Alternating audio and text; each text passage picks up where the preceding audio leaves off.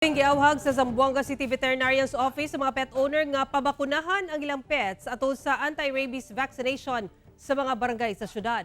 Dugang detalye sa report ni Efren Mamak.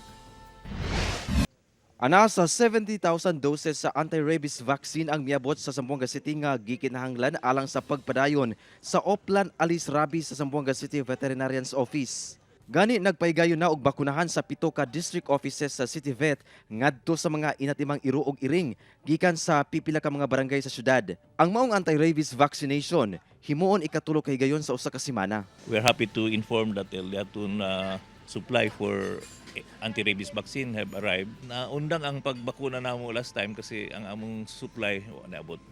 So we resume just middle of May. Sa tala sa City Veterinarian's Office, miabot na sa unom ang total positive animal rabies cases sa syudad gikan January 1 hangtod May 31 ning tuiga. Busa kining si Jenny Rose Tumaban nga taga Barangay San Roque.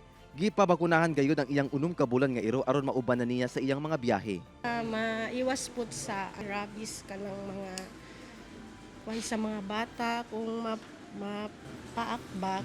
Kaning atong bakuna sa iro og iring aron i-protect ang mga animal from acquiring rabies also.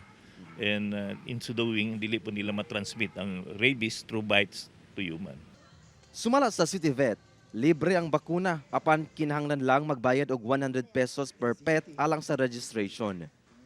Kauban si Sim Romero sa kamera. Ako si Efren Mamak para sa One Mindanao.